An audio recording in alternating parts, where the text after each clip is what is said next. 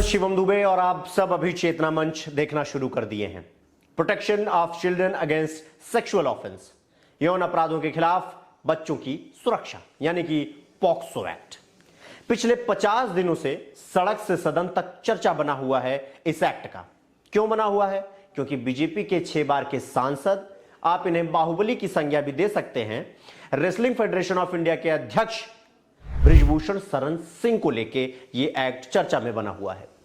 क्यों चर्चा में है ये तो आप सब लोग अब जान ही गए होंगे, लेकिन आज हम बृजभूषण शरण सिंह से जुड़े सारे सवालों का जवाब देंगे जो आपको अभी तक शायद नहीं मिला होगा।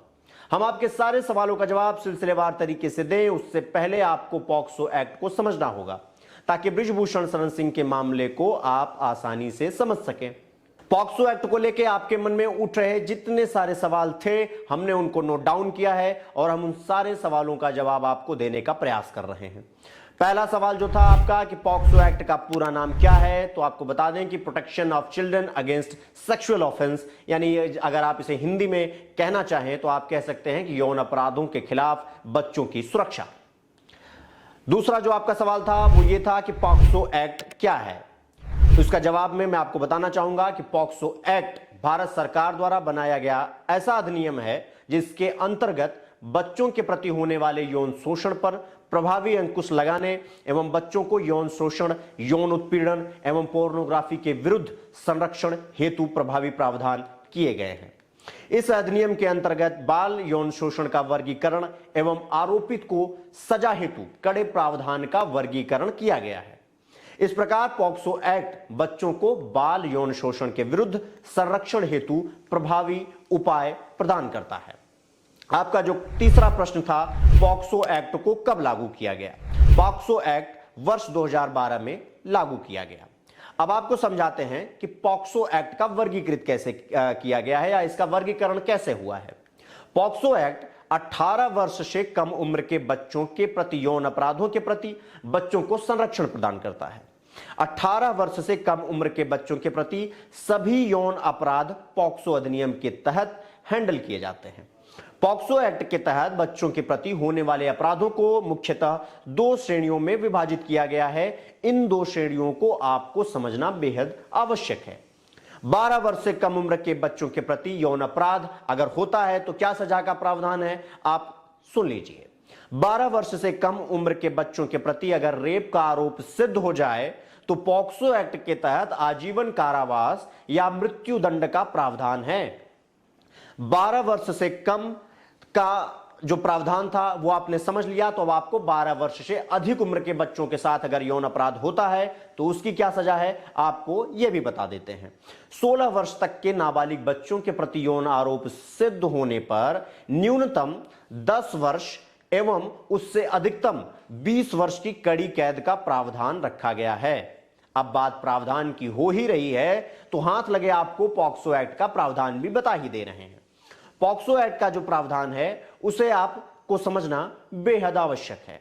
18 वर्ष से कम आयु के सभी बच्चों के यौन अपराधों को पॉक्सो एक्ट के तहत संचालित किया जाएगा एवं अपराधी के दोषी को दोष साबित होने के बाद पॉक्सो एक्ट के तहत सजा का प्रावधान है। भारतीय दंड संहिता 1860 के तहत सहमति से शारीरिक संबंध बनाने की उम्र 16 वर्ष से बढ़ाकर 18 वर्ष की गई है। 18 वर्ष से कम उम्र की लड़की का विवाह होने पर जबरदस्ती शारीरिक संबंध बनाने को पॉक्सो के तहत अपराधों की श्रेणी में रखा गया है। पॉक्सो के तहत सभी मामलों की सुनवाई विशेष अदालत में की जाती है। साथ ही पीड़ित बच्चों को माता पिता या चुने गए अभिभावकों के साथ रखा जाएगा। सभी संबंधित कार्रवाई को कैमरे में रिकॉर्ड किया जाता है, यानी कि जो भी प्रोसीडिंग होता है सब कैमरे में बाकायदा रिकॉर्ड किया जाता है। पीड़ित बच्चों के अगर वो दिव्यांग हैं या शारीरिक या मानसिक रूप से अक्षम हैं तो अदालत द्वारा अनुवादक या द्विभाषीय या विशेष शिक्षक की सहायता अदालत उन्हें प्रोवाइड कराता है। बाल यौन अपराध से संबंधित केस आने पर पुलिस द्वारा पॉक्सो एक्ट के तहत मामला दर्ज किया जाएगा एवं इससे संबंधित सूचना बाल कल्याण समिति यानी जिसे आप CWC कहा कहते हैं उसको 24 घंटे के अंदर वो रिपोर्ट सौंपनी होती है। पॉक्सो के तहत पीड़ित बच्ची की मेडिकल जांच सिर्फ महिला चिकित्सक द्वारा संपन्न किया जाएगा एवं सिर्फ दर्द रहित जांचों को ही इसमें शामिल किया जाएगा। साथ ही यह बच्ची के अभिभावक एवं विश्वसनीय व्यक्ति के देखरेख में किया जाएगा। यानी अगर बच्ची अपने मामा के साथ सहज महसूस नहीं कर रही है तो वो अपने भाई को भी ले जा सकती है। पॉक्सो अधिनियम में कुछ मुख्य बदलाव किए गए हैं जो आपको जानना जरूरी है। पहले जहां पॉक्सो अधिनियम में सिर्फ नाबालिग लड़कियों के प्रति होने वाले यौन अपराधों को पॉक्सो अधिनियम के तहत रखा जाता था, वहीं अब इस अधिनियम में नाबालिग लड़कों के प्रति होने वाले यौन अपराधों को भी पॉक्सो एक्ट के तहत शामिल किया गया है। अब जब पॉक्सो एक्ट आप समझ लिए हैं तो चलिए बृजभूषण वाले मामले की कानूनी दावपेच भी समझ लेते हैं।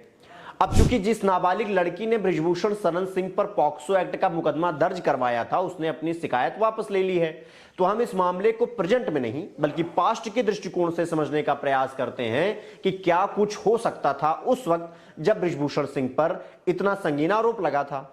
अब आपका जो सबसे ज्यादा सवाल पूछा जाता है वो आपका सवाल यह है कि बृजभूषण शरण सिंह के खिलाफ जो केस दर्ज हुआ था उसमें गिरफ्तारी के क्या नियम थे।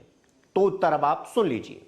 यह कानून यानी कि पॉक्सो एक्ट काफी ज्यादा सख्त है। इस केस में आरोपी को पुलिस बेल नहीं दे सकती।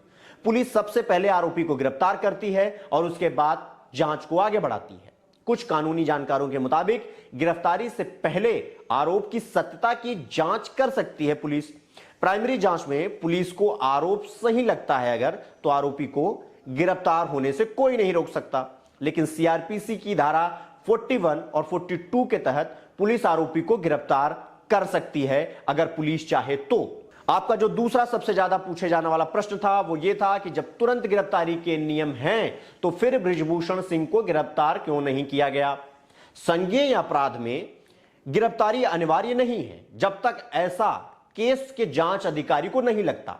यानी यहां दिल्ली पुलिस के जांच अधिकारी को बृजभूषण की गिरफ्तारी जरूरी नहीं लगती। उनको बृजभूषण शरण सिंह मासूम दिखाई देता है, इसलिए उन्हें गिरफ्तार करने की कोशिश नहीं की जा रही है। लेकिन ऐसे ही कई मामलों में पुलिस गिरफ्तारी कर चुकी है।